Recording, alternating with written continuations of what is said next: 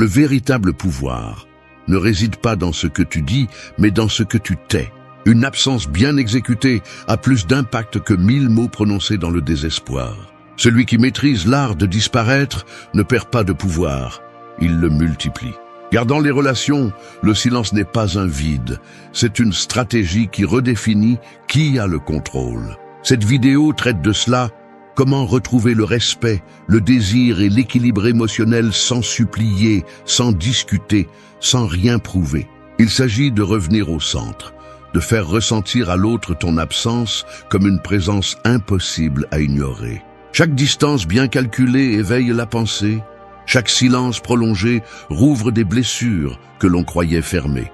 Ici, tu comprendras comment le contrôle émotionnel devient ta meilleure défense. Tu apprendras à utiliser la froideur, le calme et le retrait stratégique comme signe de force, non de faiblesse. Parce que pendant que d'autres agissent à partir de l'émotion, tu agiras à partir de l'esprit. L'absence n'est pas une fin, c'est le début de la domination. Quand tu sais quand partir, quand te taire et quand revenir, tu n'es plus une partie du jeu, tu es celui qui le dirige. 1. Disparaître avec stratégie. Le véritable contrôle ne se démontre pas par la présence, mais par la capacité de se retirer sans trembler. L'absence est comme une ombre qui, en disparaissant, fait que tout le monde cherche d'où venait la lumière. Il n'y a pas de pouvoir plus grand que celui de partir quand ils veulent encore que tu restes. Disparaître n'est pas se rendre, c'est bouger l'échiquier sans prévenir, c'est transformer ton silence en un message que l'autre personne ne peut pas s'empêcher d'interpréter.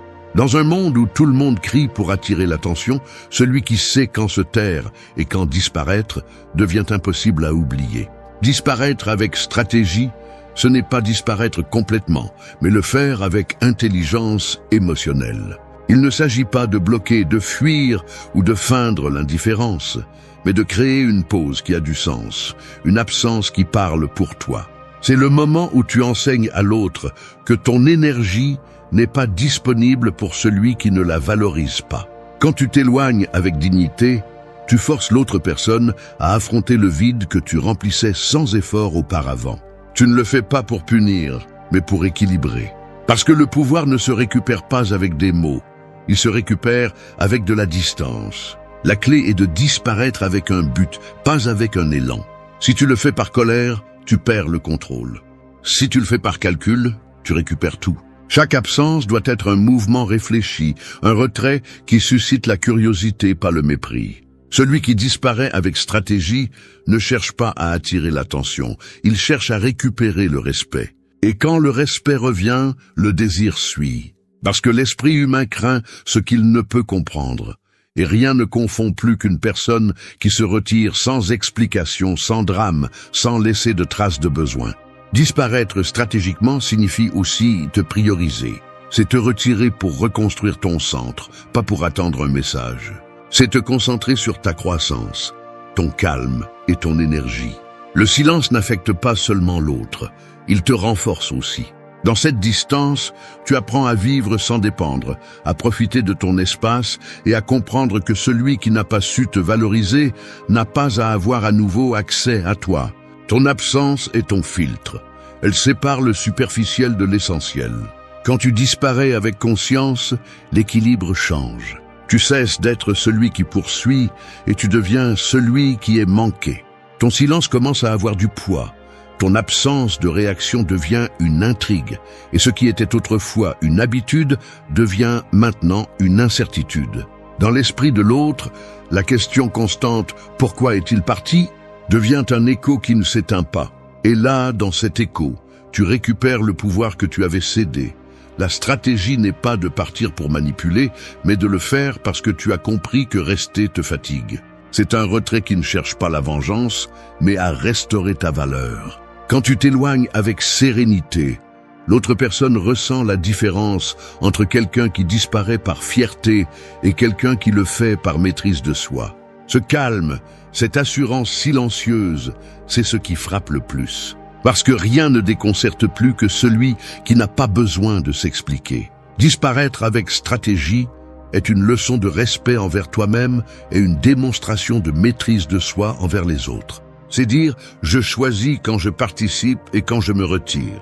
C'est comprendre que parfois perdre le contact n'est pas perdre la connexion. C'est laisser le silence parler pour toi, avec plus de force que n'importe quel discours.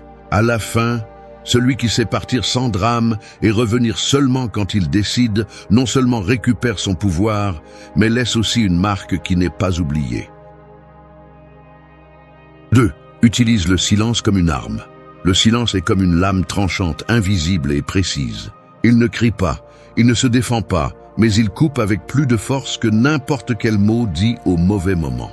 Quand tu apprends à l'utiliser, tu cesses de réagir et tu commences à dominer. Parce que dans les relations, celui qui se tait en premier ne perd pas toujours. Parfois, il observe simplement comment l'autre se révèle sans s'en rendre compte. Le silence n'est pas vide, il est pouvoir contenu. C'est la pause qui change le rythme du jeu. Chaque mot a un coût émotionnel, et celui qui apprend à économiser cette dépense inutile devient immunisé contre le chaos. Quand tu te tais, tu ne deviens pas faible, tu deviens imprévisible. L'esprit humain ne supporte pas les vides, et c'est ce qui fait du silence une arme psychologique si efficace. Face à ton absence de réponse, l'autre commence à remplir les espaces avec ses propres insécurités, doutes et regrets. Tu n'as pas besoin de dire quoi que ce soit, il suffit de laisser son esprit travailler à ta place. Utiliser le silence ne signifie pas ignorer, mais communiquer depuis le contrôle. C'est savoir que parfois ne pas répondre est la réponse la plus puissante. Dans une discussion, celui qui se tait ne se rend pas, il se protège. Et dans une relation, celui qui sait garder le silence après avoir été blessé démontre une maîtrise émotionnelle qui déconcerte. Parce que la plupart agissent à partir de la réaction, tandis que toi, tu choisis à partir de la stratégie. Chaque seconde que tu te tais, tu renforces ta position. Il y a des moments où parler ne fait que t'affaiblir, t'expliquer trop, justifier tes décisions ou essayer de tout éclaircir ne fait que donner du pouvoir à l'autre pour te questionner. Le silence, en revanche, ferme des portes sans avoir besoin de les fermer physiquement. Il marque une limite sans élever la voix. C'est dire à l'autre « tu ne mérites plus l'accès à mes pensées ». Et ça, plus que n'importe quel argument, ça fait mal. Parce que ce qui ne peut être entendu est imaginé. Et ce qui est imaginé a toujours plus de force que ce qui est dit. Le silence est aussi une forme de présence. Il est là, remplissant l'espace, faisant ressentir ton absence sans prononcer un mot. C'est ce message que tu n'envoies pas, cet appel que tu ne fais pas, ce geste que tu choisis de ne pas répéter. Tout cela a du poids. C'est le reflet d'un esprit discipliné qui n'agit pas par impulsion. Alors que les autres réagissent pour prouver quelque chose, tu restes tranquille, laissant l'incertitude faire son travail. Contrôler le silence, c'est savoir quand parler et quand se retirer de la conversation. Il ne s'agit pas de punir, mais de fixer les règles de l'échange. Si quelqu'un te parle avec mépris, ton silence lui renvoie un miroir. Si quelqu'un essaie de te provoquer, ton calme lui montre sa propre instabilité. Le silence ne cherche pas la vengeance, il cherche l'équilibre. Parce que quand tu ne donnes pas d'explication, l'autre personne est obligée de faire face à la sienne. Le pouvoir du silence réside dans son ambiguïté. Personne ne peut savoir si tu te tais par force ou par désintérêt. Et cette incertitude devient ton avantage. C'est le terrain où l'esprit de l'autre commence à travailler contre lui-même. Il commence à se demander s'il t'a perdu, si tu vas bien, si tu te soucies de lui ou s'il n'y a plus rien à dire. Et ce doute, répété encore et encore, se transforme en obsession. Apprendre à utiliser le silence comme une arme est une pratique de l'autocontrôle. C'est arrêter de parler quand les mots ne servent plus et arrêter d'expliquer quand l'autre n'écoute plus. C'est le langage du respect de soi et de la maîtrise émotionnelle. Il n'y a pas d'impact plus grand que celui d'une voix qui décide de se taire, parce que quand le bruit disparaît, il ne reste que l'écho de ce que tu as fait ressentir. Et cet écho, si tu le gères avec précision, peut être plus puissant que n'importe quel discours. 3.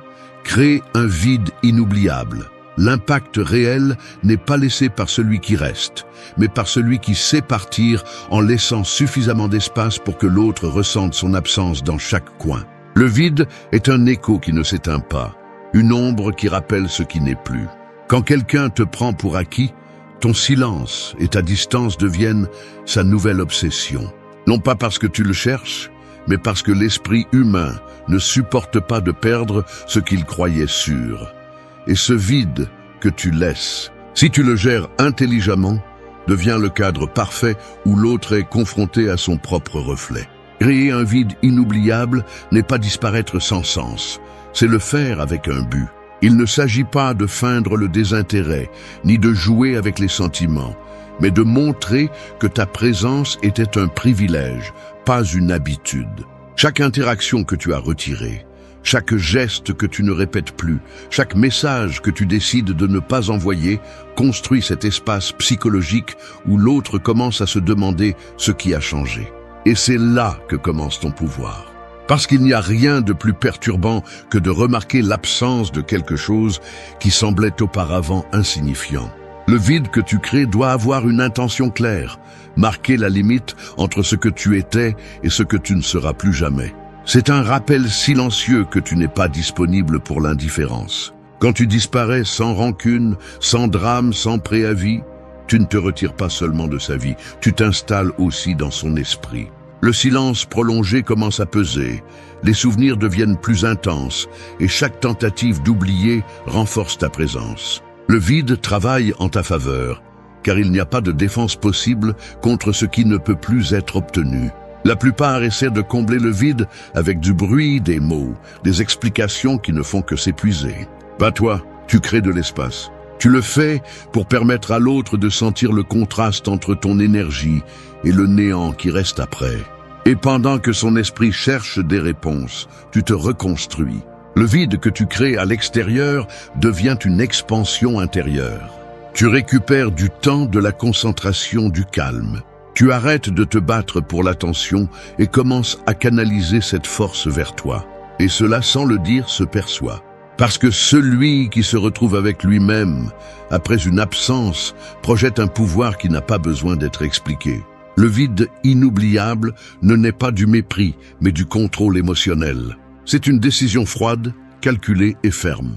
C'est regarder la situation clairement et comprendre que continuer à insister est céder du pouvoir. Il ne s'agit pas de faire souffrir, mais de montrer par des actes que tu ne participes plus à quelque chose qui ne te respecte pas. L'autre peut le nier, prétendre qu'il ne s'en soucie pas, se distraire, mais dans son esprit, quelque chose reste. Un malaise, une pensée répétée, un doute qui ne disparaît pas. C'est la graine que tu as plantée en créant de la distance. L'important est de ne pas briser le silence avec des impulsions. Chaque message envoyé depuis l'anxiété détruit l'impact du vide. Le pouvoir ne se maintient que si tu es capable de résister à l'envie de revenir trop tôt. Le vide ne s'impose pas, il se fait sentir avec patience. C'est l'attente stratégique, la pause qui permet à l'absence de devenir un souvenir. Parce que pendant que l'autre essaie de combler son propre vide, tu apprends à vivre sans lui, à trouver du plaisir dans ton indépendance. Et cette différence émotionnelle marque le changement de rôle. Quand tu maîtrises l'art de créer un vide inoubliable, tu ne cherches plus la validation, tu la provoques. Tu ne mendis plus l'attention, tu la génères.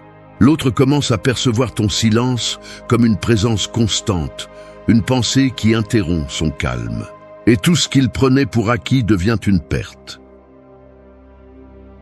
4. Garde ton sang-froid émotionnel. Le feu de l'émotion est capable de détruire en quelques secondes ce que l'esprit a mis des années à construire.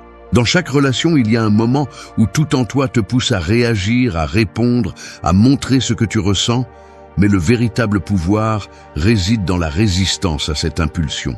Le sang-froid émotionnel ne signifie pas ne pas ressentir, cela signifie choisir quand, comment et avec qui cela en vaut la peine. C'est regarder le chaos devant toi et garder ton pouls stable. Garder son sang-froid émotionnel est un art qui se maîtrise avec discipline. Il s'agit de ne pas donner tes réactions à celui qui cherche à te contrôler. Les gens ont tendance à tester tes limites avec des gestes, des silences ou des provocations, espérant te voir perdre le contrôle. Lorsqu'ils n'y parviennent pas, lorsque tes émotions restent sous clé, ils commencent à perdre du pouvoir sur toi. À ce moment-là, l'énergie change.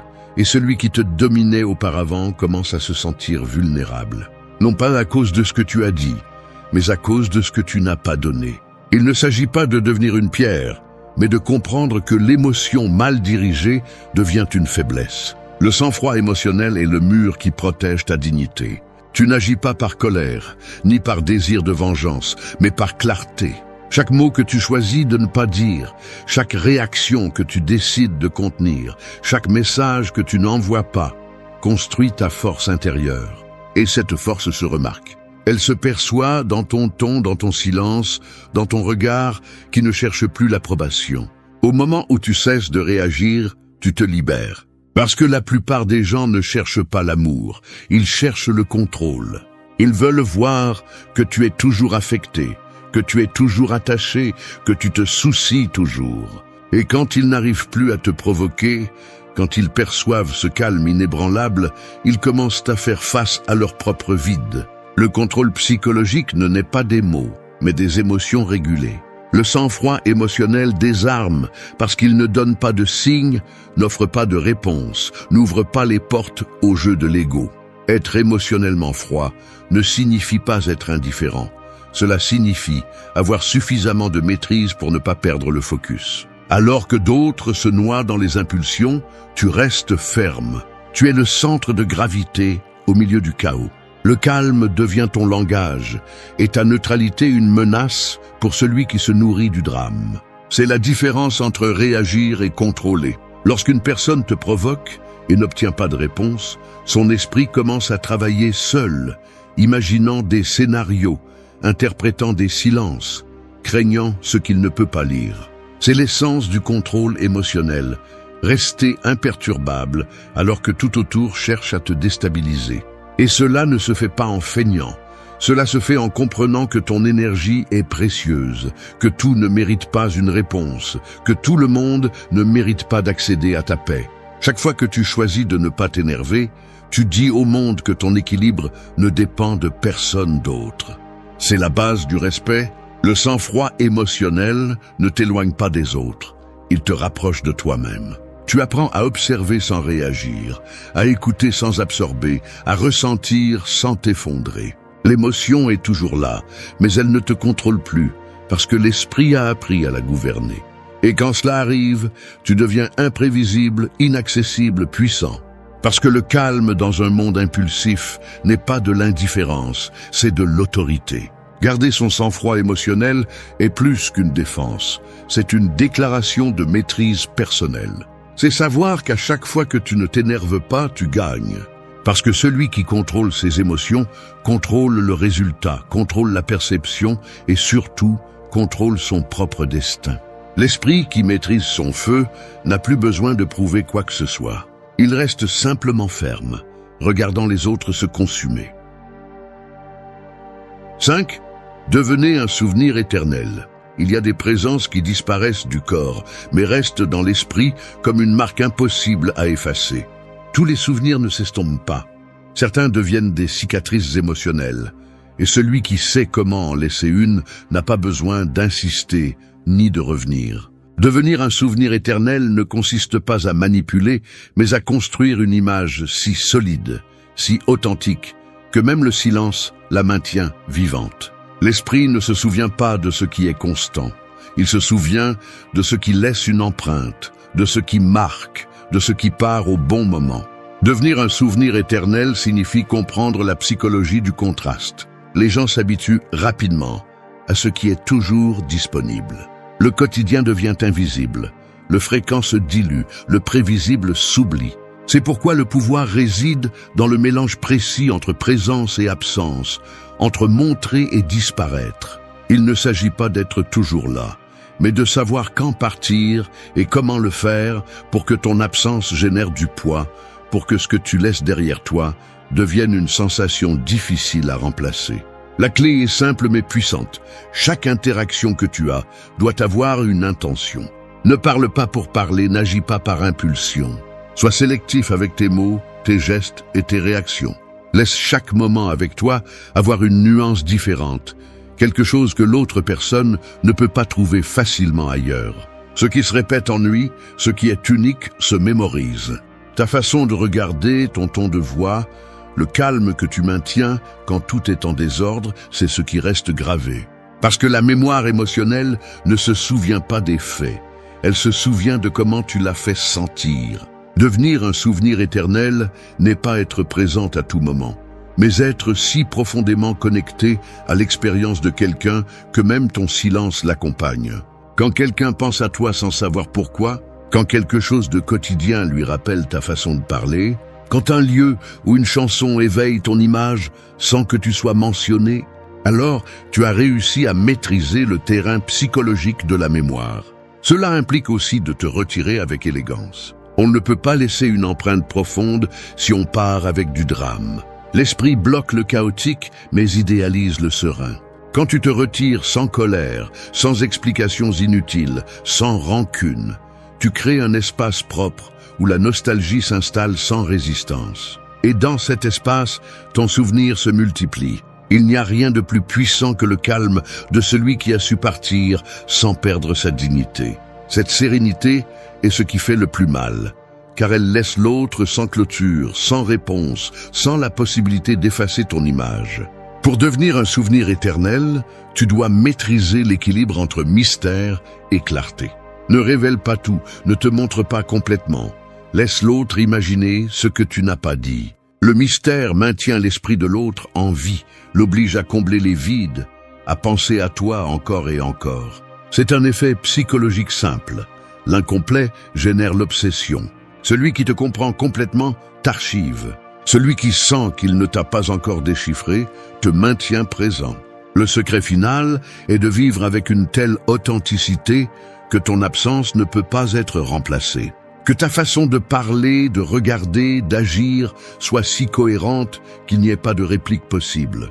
Les gens oublient les apparences, mais ils n'oublient jamais l'énergie qui a changé leur façon de voir les choses. Et si tu réussis cela, tu n'as pas besoin de chercher la reconnaissance, car ton souvenir continuera à marcher là où tu n'es plus.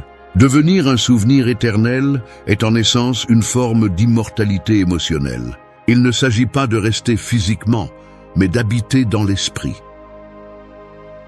6. Contrôler sans qu'il s'en rende compte.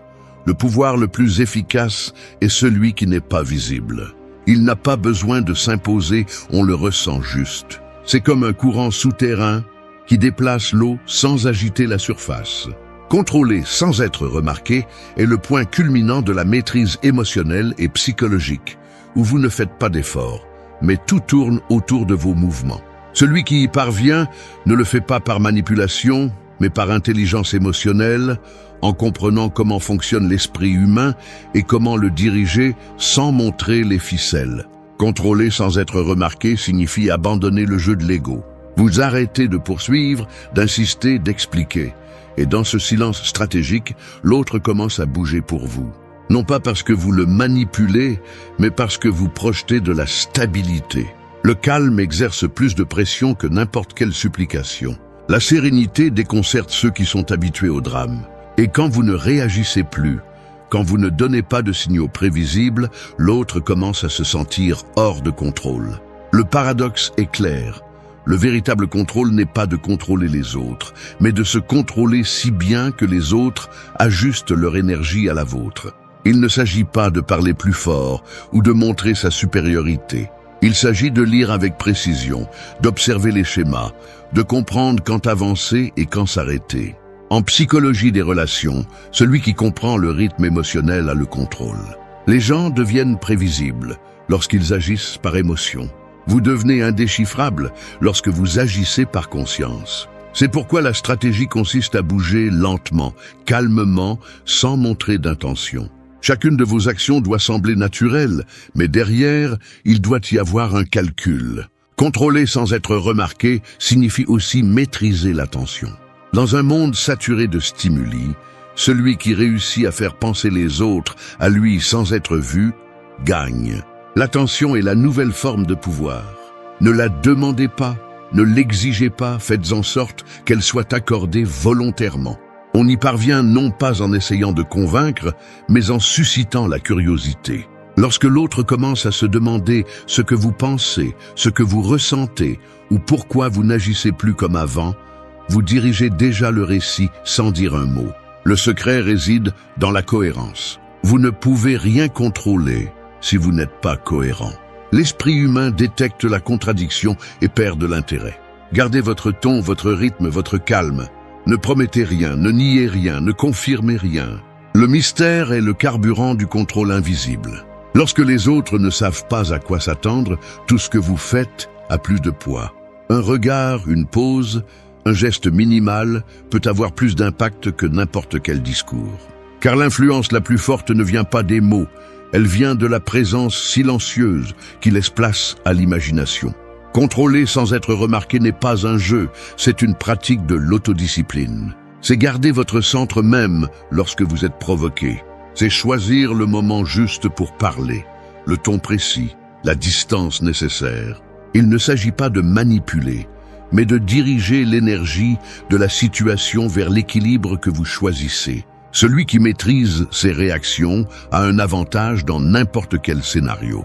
Parce que pendant que les autres s'épuisent à essayer de vous comprendre, vous observez, analysez et décidez. Ce type de contrôle ne cherche pas l'admiration, il cherche le respect. Il émane de la confiance en soi, de la capacité à rester ferme dans ses principes sans s'imposer. Lorsque vous y parvenez, l'environnement répond. L'autre commence à ajuster son comportement, à mesurer ses mots, à modérer son ton. Non pas parce que vous le lui demandez, mais parce que votre présence l'exige. C'est la différence entre manipuler et diriger. La manipulation dépend de la peur. Le leadership invisible naît de la maîtrise. 7. Éveille le désir profond. Le désir ne naît pas du contact, il naît de la distance. C'est comme le feu. Si tu le couvres trop, il s'éteint, mais si tu le maintiens avec de l'air, il brûle avec plus de force. Éveiller le désir profond n'est pas provoquer le besoin. C'est créer une absence calculée qui invite à imaginer, qui maintient la curiosité en vie. Lorsque tu maîtrises cet art, tu ne poursuis pas l'attention. Tu fais en sorte que l'attention te cherche. Tu ne cours pas après la validation. Tu la fais tourner autour de toi sans avoir à bouger un seul doigt. Le désir s'éveille quand quelque chose cesse d'être évident. Plus tu es disponible, moins tu as de valeur. L'être humain a tendance à désirer ce qu'il perçoit comme rare, mystérieux ou difficile à atteindre. Et c'est pourquoi le pouvoir est de ne pas être complètement accessible, de ne pas livrer toutes tes émotions, de laisser des espaces vides pour que l'autre les remplisse avec son esprit. L'imagination est le terrain où le désir grandit, et celui qui la contrôle aussi les émotions des autres. Éveiller le désir n'est pas feindre le désintérêt, mais maîtriser l'équilibre entre proximité et distance. Montrer assez pour maintenir la connexion, mais réserver ce qu'il faut pour rester un mystère. Les gens perdent de l'intérêt lorsqu'ils pensent avoir tout déchiffré. La clé est de laisser des questions ouvertes, de ne pas révéler complètement tes pensées, d'agir calmement sans montrer tes intentions. Cette ambiguïté bien mesurée devient un aimant émotionnel, car ce qui n'est pas complètement compris n'est pas oublié. Le désir profond n'est pas atteint avec des mots doux, mais avec une présence émotionnelle contrôlée. Chaque silence, chaque pause, chaque geste contenu crée un impact qui laisse une trace. Tu n'as pas besoin de dire « tu me manques », il suffit de disparaître au bon moment et de revenir quand l'autre ressent déjà le vide. C'est alors que l'esprit commence à répéter des images, des souvenirs, des moments partagés. Tu ne le fais pas pour manipuler, mais pour retrouver l'équilibre, pour montrer que tu n'as pas besoin d'insister pour être rappelé. La psychologie du désir repose sur une règle simple. Ce que l'on ne peut pas avoir est idéalisé. Et tu dois apprendre à représenter cela non pas avec arrogance, mais avec autodiscipline. Le désir que tu éveilles chez l'autre sera toujours proportionnel à la valeur que tu projettes sur toi-même. Si on te perçoit comme ferme, cohérent et calme, tu deviens une figure mentale stable. Si on te voit dans le besoin, tu perds tout effet. C'est pourquoi, avant d'éveiller le désir chez les autres, tu dois d'abord apprendre à générer du respect pour toi-même. Le respect est la racine de l'attraction durable. Il y a aussi du pouvoir dans la lenteur. Dans un monde accéléré, où tout est montré et offert instantanément, celui qui se déplace lentement, qui prend son temps, se distingue. Ton rythme lent devient un symbole de contrôle, un signe que tu n'es pas gouverné par les impulsions.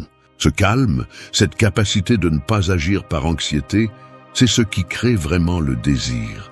Parce que l'esprit associe le contrôle à la valeur, et ce qui est précieux est toujours plus désiré. Éveiller le désir profond n'est pas un jeu de manipulation, c'est une expression de maturité émotionnelle. C'est savoir que le désir ne se demande pas, il se provoque intelligemment. Il s'agit de montrer que ton énergie ne se donne pas à n'importe qui, que tu n'es pas disponible pour tout ni pour tous. Cette sélectivité élève ta valeur naturellement. L'autre commence à comprendre que t'avoir près de lui n'est pas un droit, mais un privilège. Et quand quelque chose est perçu comme un privilège, on en prend soin. 8. Retour du pouvoir. Revenir après être parti n'est pas revenir au même endroit, c'est se présenter comme une nouvelle version qui n'a plus besoin d'approbation. Le retour n'est pas physique, il est symbolique. C'est la manifestation de la croissance interne qui s'est produite en silence pendant que l'autre pensait avoir perdu. Revenir du pouvoir signifie montrer que ton absence n'était pas un retrait faible, mais une transformation calculée. C'est réapparaître avec le calme de celui qui ne cherche plus rien, parce qu'il a tout trouvé en lui.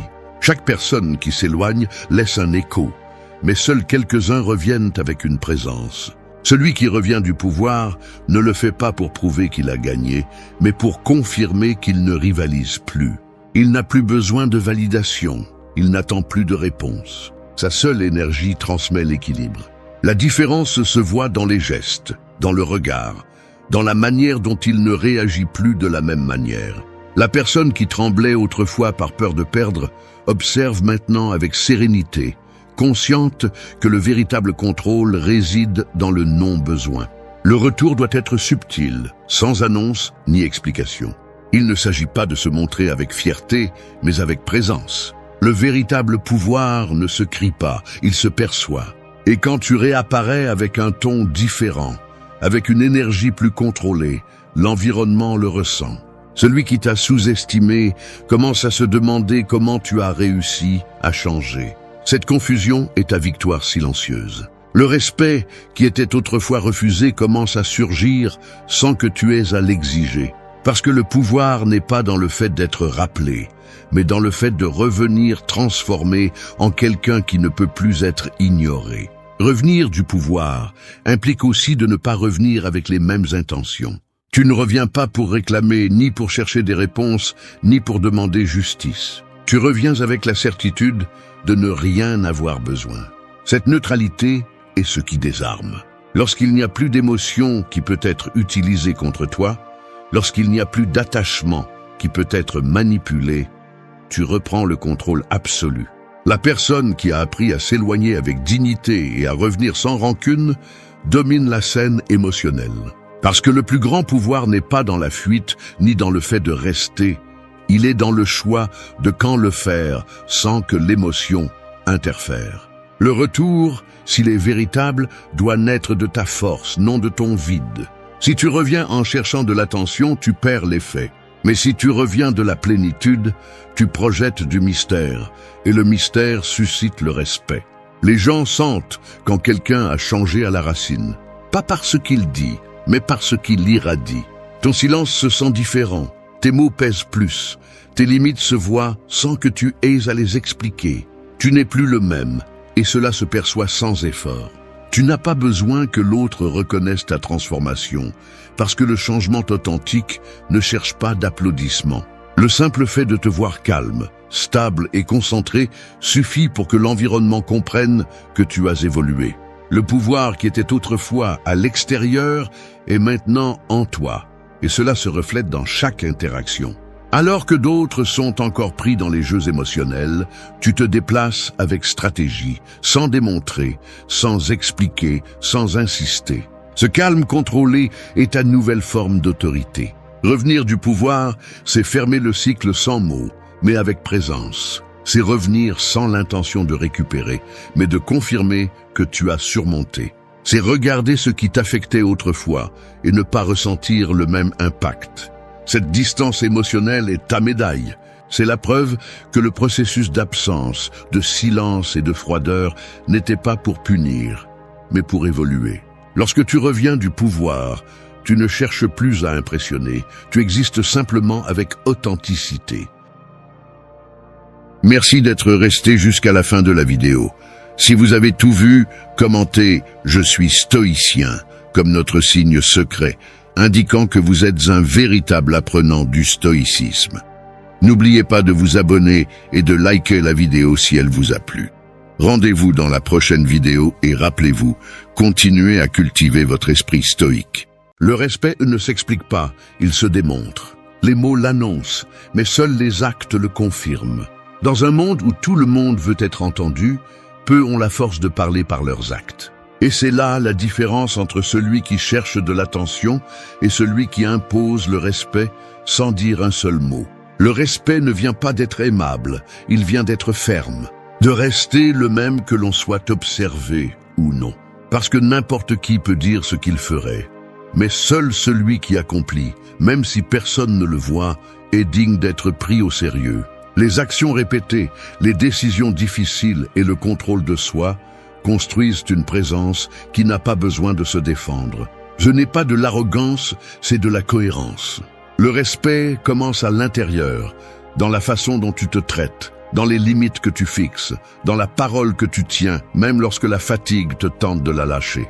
Chaque fois que tu fais ce qui est juste, même si personne ne t'applaudit, tu renforces cette autorité silencieuse qui n'a pas besoin d'approbation.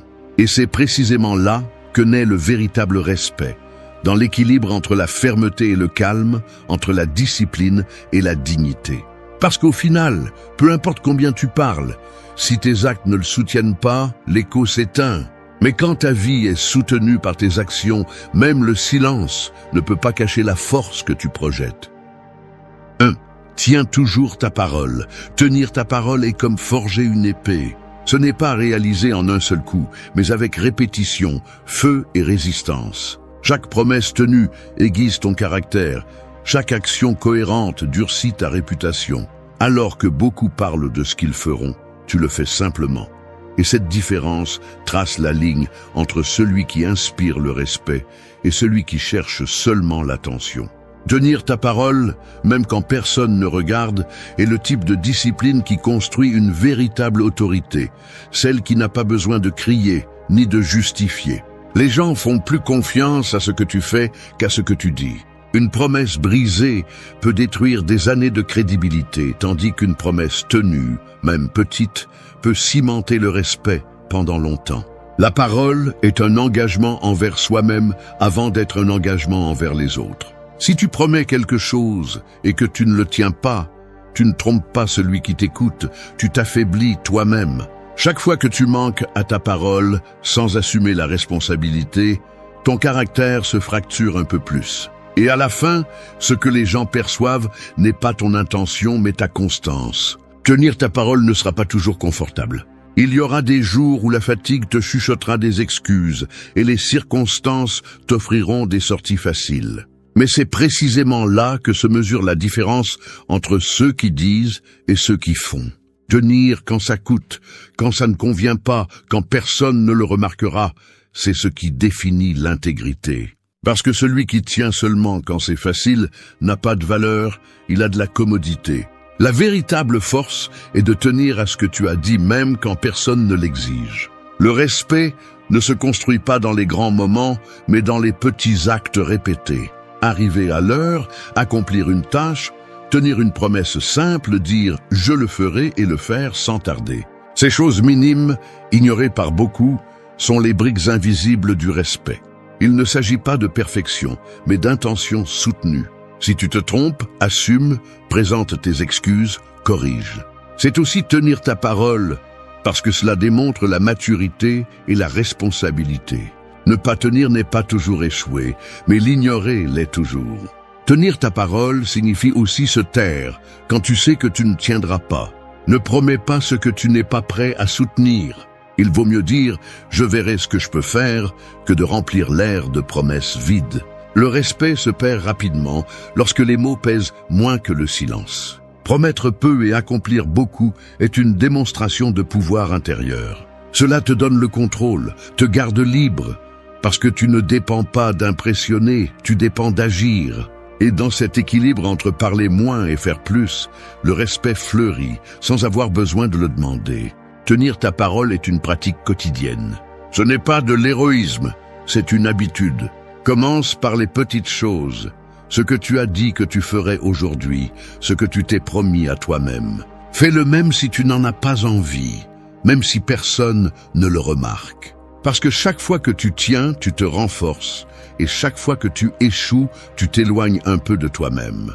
Le respect que tu inspires aux autres reflètera toujours le respect que tu te portes à toi-même.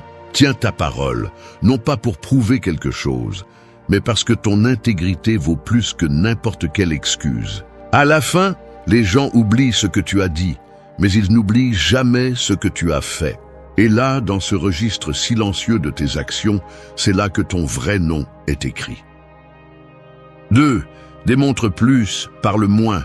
Les actions sont comme des empreintes dans le sable mouillé. Le vent peut effacer les mots, mais les pas que tu laisses derrière toi racontent la véritable histoire de qui tu es.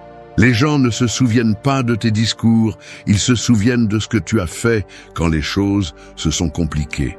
Chaque fois que tu choisis d'agir, plutôt que de te justifier, tu laisses une marque qui n'a pas besoin de défense. Parler est facile, mais assumer le poids de tes propres décisions est ce qui distingue celui qui tient parole de celui qui ne cherche que de l'attention.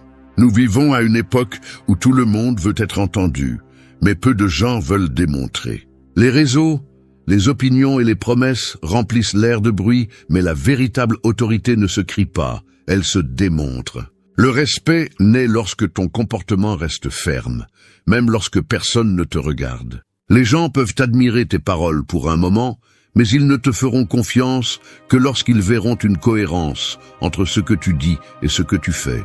Cette cohérence est un pouvoir silencieux, et celui qui l'a n'a pas besoin de s'expliquer. L'excès de mots est le refuge des insécures. Plus tu parles de ce que tu feras, moins d'énergie il te reste pour le faire. Alors que certains s'épuisent à essayer de convaincre, ceux qui agissent avancent sans l'annoncer. Les résultats parlent toujours la langue la plus claire qui existe, celle des faits. Tu peux passer des années à essayer de construire une image avec des mots, mais quelques secondes d'action suffisent pour révéler ta vérité. C'est pourquoi le respect ne se discute pas. Il se gagne à chaque décision que tu prends lorsque personne ne te voit. Démontrer plus et parler moins implique également de maîtriser son ego. Le désir constant de reconnaissance est une forme de faiblesse. Celui qui a besoin de valider chaque pas qu'il fait ne fait pas encore confiance à son propre chemin. En revanche, celui qui agit en silence sait que les fruits arrivent sans bruit. Il ne cherche pas l'approbation, il cherche des résultats. Sa tranquillité vient du fait qu'il n'a pas besoin que les autres croient en lui, car il le démontre déjà par sa façon de vivre. Les mots ne sont nécessaires que lorsqu'ils sont soutenus par des faits. Parler sans démontrer est comme allumer une bougie au milieu d'une tempête. Elle brille un moment, mais s'éteint rapidement. En revanche, les actes constants sont un feu qui perdure. Peu importe combien tu expliques tes intentions, si tes actions disent le contraire. Les gens n'écoutent pas ce que tu promets. Ils observent comment tu réagis, comment tu tiens bon, comment tu restes ferme. Si tes actes contredisent tes paroles, tu perdras le respect même avant de t'en rendre compte. Démontrer plus, c'est aussi choisir le silence comme stratégie. Tout ne mérite pas une réponse, tout ne nécessite pas une explication. Parfois, le plus grand message est dans le calme avec lequel tu agis pendant que d'autres essaient de te provoquer. Cette sérénité est le signe de celui qui maîtrise ses impulsions et n'a pas besoin de bruit pour avoir une présence. Celui qui se tait et agit impose le respect sans le chercher. Les gens font confiance à celui qui est prévisible dans son caractère, pas à celui qui improvise sa cohérence en fonction du moment. Le respect ne se demande pas avec des mots, il se construit avec de la discipline. Si tes actions sont fermes, tu n'auras pas besoin de convaincre personne. Ne t'épuise pas à parler de ce que tu es, montre-le. N'essaie pas de prouver au monde que tu as de la valeur. prouve-le d'abord à toi-même. Le silence et l'action sont des alliés puissants, car pendant que les autres essaient de briller avec du bruit, tu te distingues par ta constance. Et dans cet équilibre, entre ce que tu fais et ce que tu tais, naît le type de respect qui ne dépend de personne, celui qui reste même lorsque tu décides de ne rien dire. 3. Établissez des limites fermes. Le respect ressemble à un mur. Si vous ne le construisez pas clairement, n'importe qui peut entrer et laisser des traces où il ne le devrait pas. Les limites ne sont pas des murs qui vous isolent. Ce sont des lignes qui protègent votre énergie, votre temps et votre dignité. Chaque fois que vous laissez passer quelque chose qui vous dérange par peur de paraître froid ou égoïste, vous donnez un morceau de votre pouvoir. Celui qui ne sait pas établir des limites vit à la merci des intentions des autres, mais celui qui les défend calmement projette de l'autorité sans avoir à élever la voix. Les limites ne s'expliquent pas, elles se maintiennent. Vous n'avez pas à justifier pourquoi vous ne tolérez plus certaines attitudes, ou pourquoi vous avez décidé de vous éloigner des environnements qui vous diminuent. Le respect commence lorsque vous cessez de craindre de décevoir les autres et commencez à craindre de vous trahir vous-même. Apprendre à dire non est l'un des actes les plus libérateurs qui existent, car il montre clairement que votre bien-être n'est pas négociable. Personne ne va le prendre soin pour vous. Celui qui se fâche parce que vous posez des limites est celui qui bénéficiait le plus du fait que vous ne les aviez pas. Être ferme ne signifie pas être agressif. Cela signifie avoir de la clarté, savoir jusqu'où vous pouvez donner sans vous briser, jusqu'où vous pouvez écouter sans vous perdre. Lorsque vous établissez vos propres limites, vous envoyez un message silencieux. Je me respecte assez pour ne pas permettre ce qui me fatigue. Cela change la façon dont le monde vous perçoit. Les gens vous traitent selon ce que vous permettez. Si vous laissez passer le manque de respect une fois, vous ouvrirez la porte pour qu'il se répète. Si vous maintenez votre position, même face au conflit, vous commencerez à être pris au sérieux. Beaucoup pensent que fixer des limites éloigne les gens, mais en réalité, cela attire les bonnes personnes. Le respect authentique grandit sur un terrain délimité. Si vous cédez toujours par peur du rejet, vous deviendrez facile à manipuler. Mais si vous apprenez à rester ferme, ceux qui apprécient votre présence sauront que vous êtes là parce que vous choisissez d'être là, pas parce que vous n'osez pas partir. Les limites ne détruisent pas les relations, elles filtrent celles qui ne méritent pas de continuer. Le véritable défi est de ne pas se sentir coupable. Depuis notre plus jeune âge, on nous apprend à plaire, à être accepté, à éviter le conflit. C'est pourquoi, lorsque vous décidez de vous défendre, l'inconfort apparaît. Mais l'inconfort est le prix du respect de soi. C'est le silence qui sépare la faiblesse de la fermeté. Il ne s'agit pas d'élever des barrières émotionnelles, mais de reconnaître que tout le monde ne mérite pas d'accéder à votre énergie. Votre paix mentale vaut plus que n'importe quelle approbation temporaire. Les limites s'appliquent aussi à vous-même. Vous ne pouvez pas exiger le respect si vous êtes le premier à enfreindre vos propres règles. Ne promettez pas de repos si vous ne vous en donnez jamais. Ne parlez pas de discipline si vous cédez toujours à la paresse. Ne parlez pas d'amour propre si vous vous sabotez tous les jours. Le respect commence par là, par l'exemple que vous vous donnez. Si vous apprenez à respecter vos propres limites internes, les autres comprendront qu'avec vous, on ne joue pas parce qu'ils verront que vous ne vous trahissez pas non plus. Établir des limites est une façon d'éduquer le monde sur la façon de vous traiter. Si vous ne le faites pas, d'autres décideront pour vous. N'ayez pas peur de perdre des personnes, ayez peur de vous perdre. N'ayez pas peur de paraître distant, ayez peur de devenir invisible par manque de caractère. Le respect grandit là où il y a de la clarté, pas là où il y a de la confusion. Celui qui vous apprécie apprendra à marcher avec vous sans franchir vos lignes. Et celui qui ne le comprend pas n'est tout simplement pas prêt à être dans votre vie. Maintenez vos limites fermement, sans culpabilité, sans explication. Parce que lorsque vous savez ce que vous valez, vous n'acceptez plus rien de moins. Et cette certitude, plus que n'importe quel mot, est ce qui impose le respect. 4. Sois constant sous pression. La véritable force ne se voit pas quand tout est calme, mais quand le feu monte et que tu continues à avancer sans perdre le rythme. La pression révèle ce que tu es, Elle sépare ceux qui parlent de ceux qui résistent. Tout le monde peut garder son calme quand rien n'est en jeu, mais peu reste ferme quand le monde s'effondre. La constance sous pression est la marque des personnes qui inspirent le respect, car elles ne se rendent pas face à la difficulté. Elles s'adaptent, se durcissent et continuent. Quand la vie te demande plus que ce que tu crois avoir, c'est là que naît ton caractère. Beaucoup cherchent refuge dans les excuses, d'autres le trouvent dans l'action. Être constant ne signifie pas ne pas se fatiguer. Cela signifie continuer malgré la fatigue. C'est garder le cap quand les autres changent de direction. C'est tenir ta parole quand les autres la brisent. La pression ne détruit pas le fort, elle le façonne.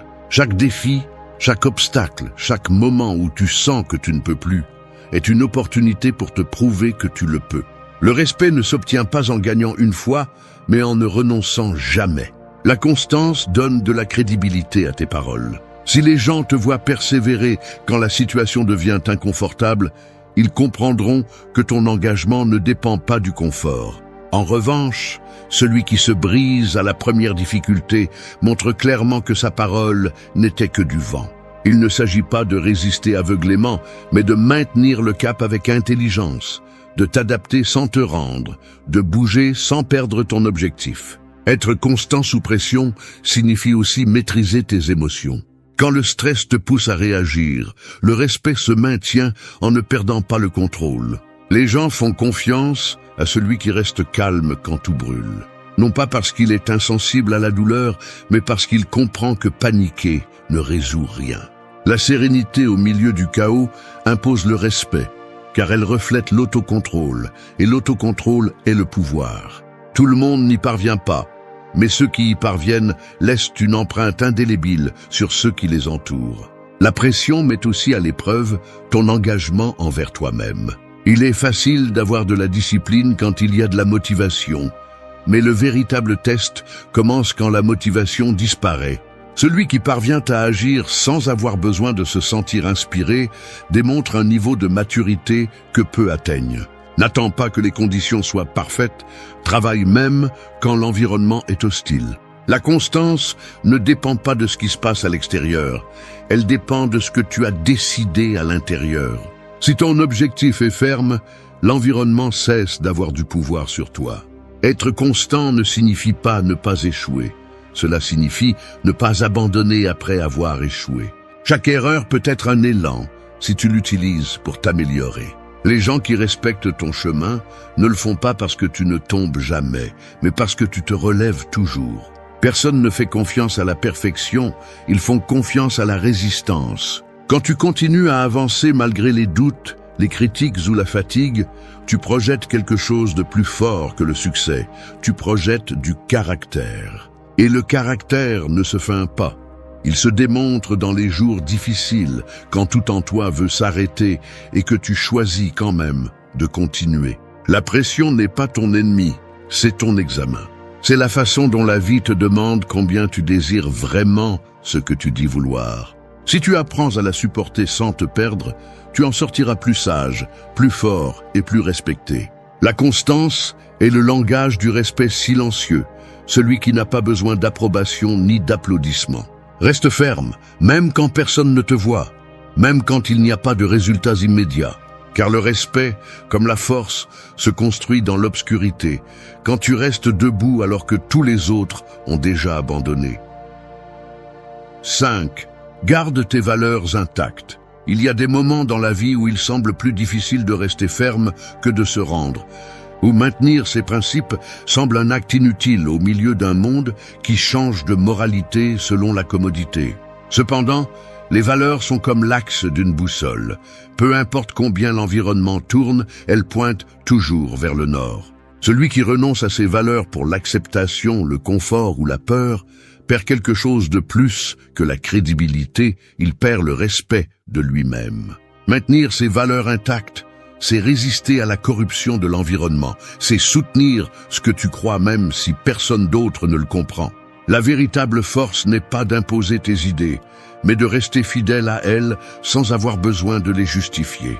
Nous vivons à une époque où beaucoup vendent leurs principes pour attirer l'attention, où l'intégrité est devenue un luxe rare. Être cohérent est considéré comme démodé, et rester fidèle à ce que l'on croit semble aller à contre-courant. Mais c'est justement là que réside la différence entre celui qui cherche à plaire et celui qui construit le respect.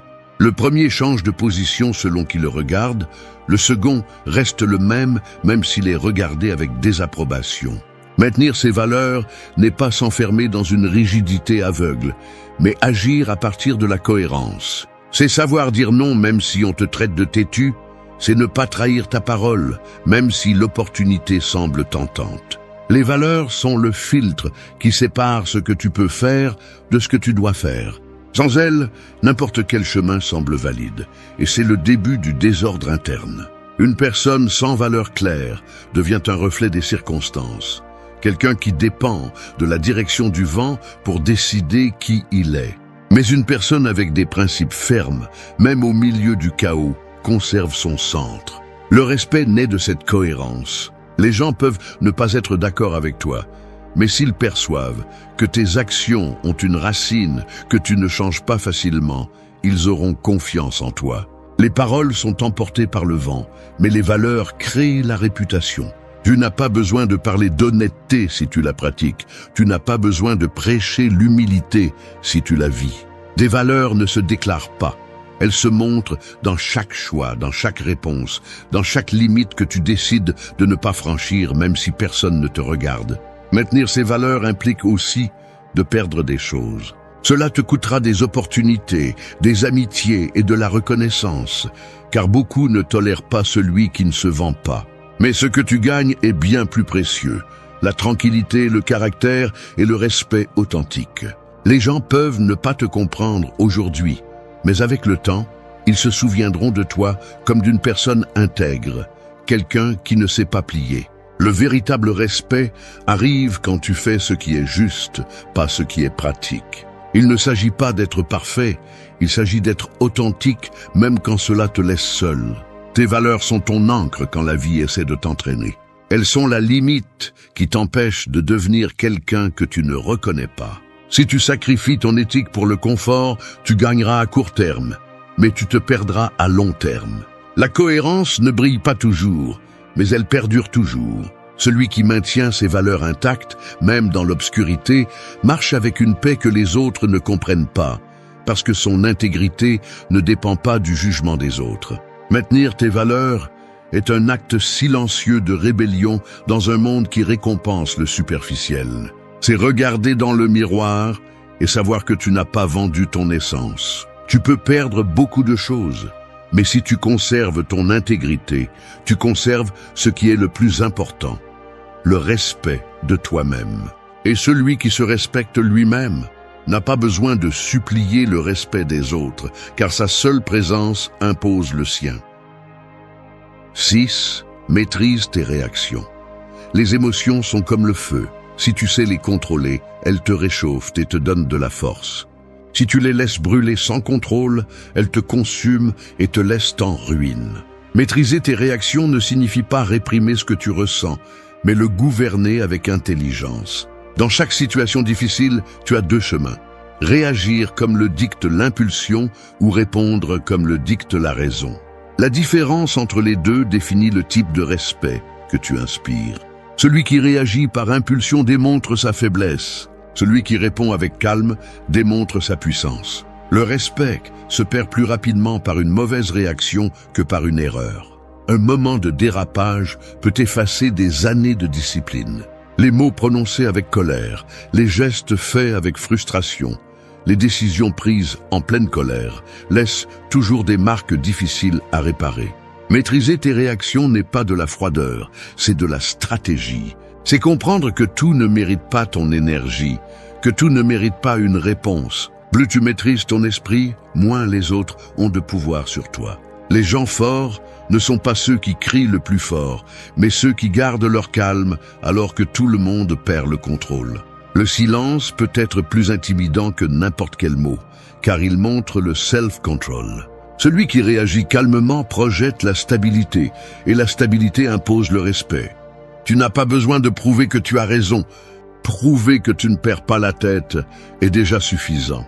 Dans un monde plein de bruit, celui qui conserve la sérénité se démarque sans effort. Maîtriser tes réactions est aussi une forme de protection. Chaque fois que tu réponds impulsivement, tu donnes le contrôle à celui qui t'a provoqué. Tu deviens une marionnette du moment. En revanche, lorsque tu choisis de faire une pause, de respirer et de répondre avec clarté, tu reprends le pouvoir. Il ne s'agit pas de nier ce que tu ressens, mais de l'utiliser à ton avantage. La colère peut devenir détermination, la tristesse peut se transformer en apprentissage, la peur peut te pousser à mieux te préparer. Tout dépend de qui commande, toi ou tes émotions. Apprendre à te maîtriser nécessite de la pratique. Ce n'est pas quelque chose que tu accomplis en un jour. Commence par t'observer. Remarque ce qui te perturbe, ce qui te fait perdre ton calme, ce qui te fait perdre le contrôle. Cette prise de conscience est la première étape pour prendre les commandes. Lorsque tu parviens à identifier le point exact où tes émotions tentent de te dominer, tu peux décider. Et dans cette décision silencieuse naît le respect de soi.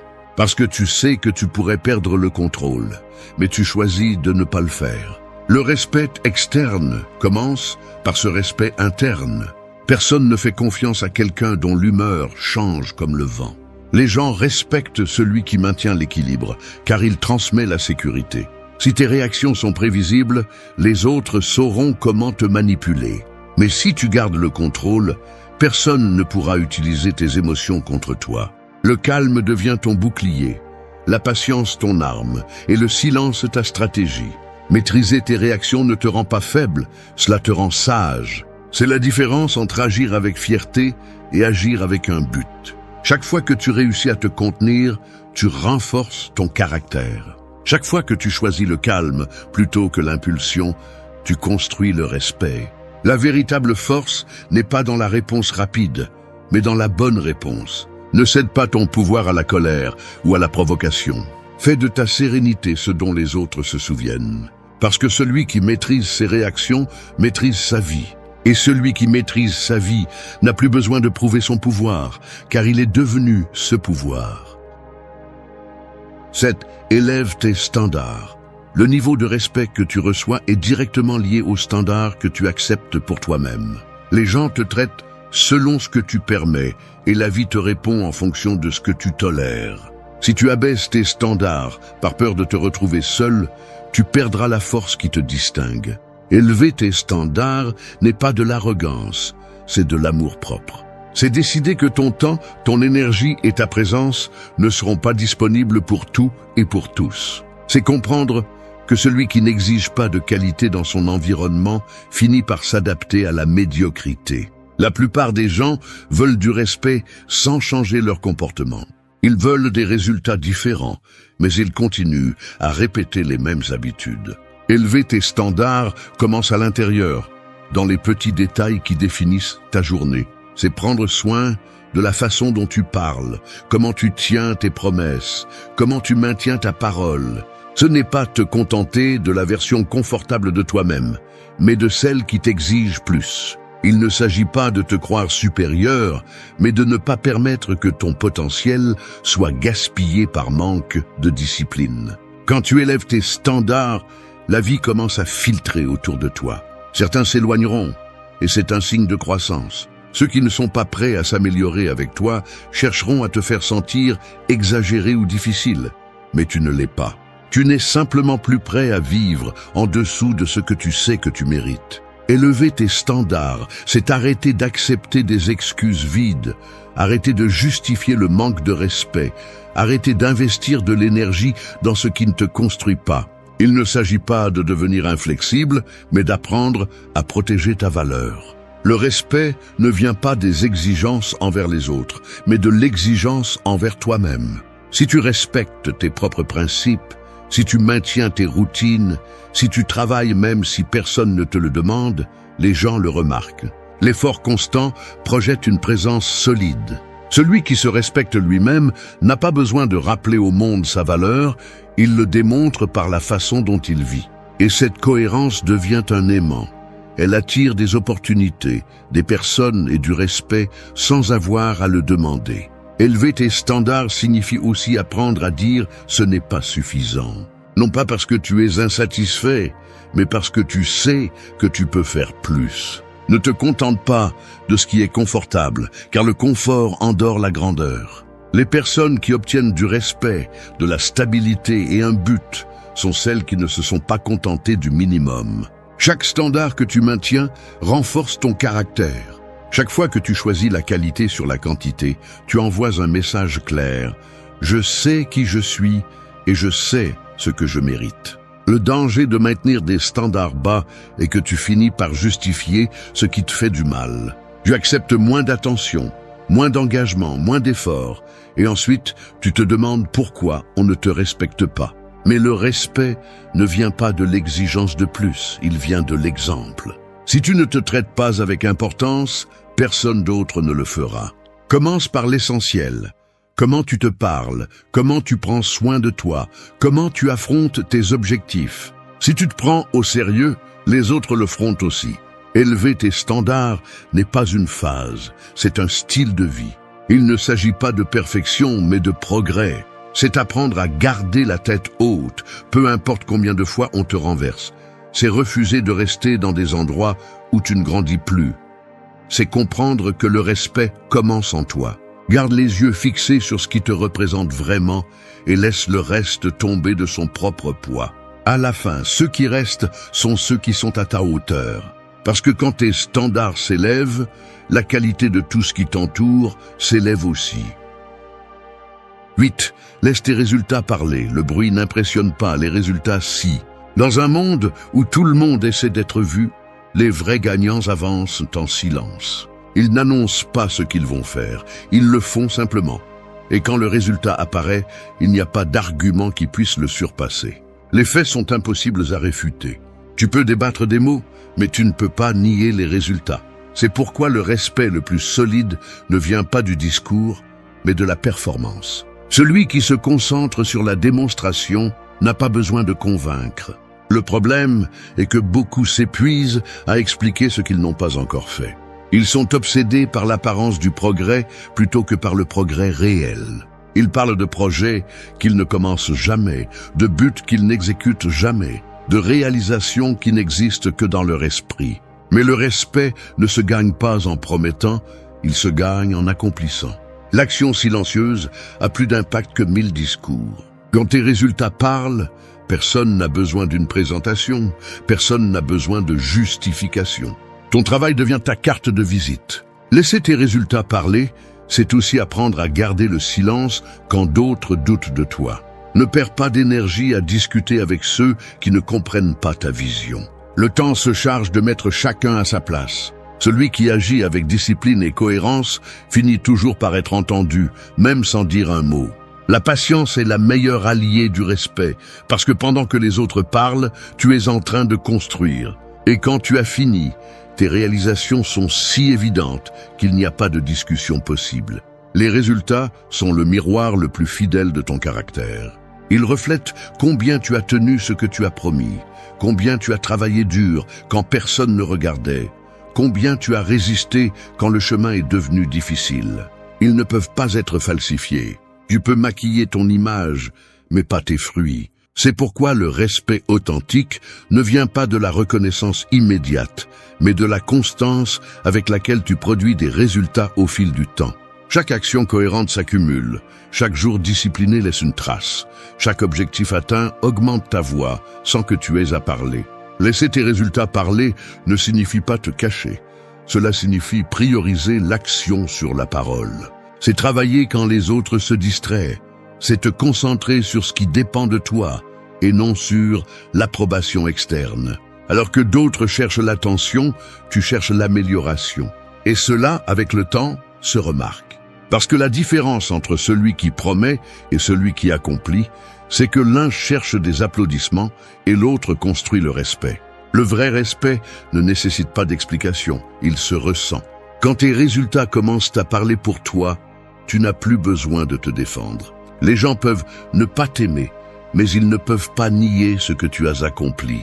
Le silence de celui qui travaille avec un but finit toujours par être plus bruyant que la voix de celui qui ne fait que se vanter. C'est pourquoi ne réponds pas aux doutes avec des mots, réponds avec des faits. N'explique pas tes plans, exécute-les. Ne parle pas de tes limites, dépasse-les. Laisser tes résultats parler exige aussi de la patience. Les fruits ne poussent pas immédiatement, mais chaque jour d'effort laisse sa graine. Le respect ne se gagne pas avec des promesses ni des tentatives. Il se gagne avec la constance. Garde ton focus, laisse le temps être ton allié, et que tes réalisations soient la preuve de ton caractère. Parce qu'à la fin, le respect le plus fort ne vient pas de ce que tu dis que tu es, mais de ce que tu as prouvé être. Et quand ta vie devient une preuve, les mots sont superflus. Merci d'être resté jusqu'à la fin de la vidéo. Si vous avez tout vu, commentez « Je suis stoïcien » comme notre signe secret, indiquant que vous êtes un véritable apprenant du stoïcisme. N'oubliez pas de vous abonner et de liker la vidéo si elle vous a plu. Rendez-vous dans la prochaine vidéo et rappelez-vous, continuez à cultiver votre esprit stoïque.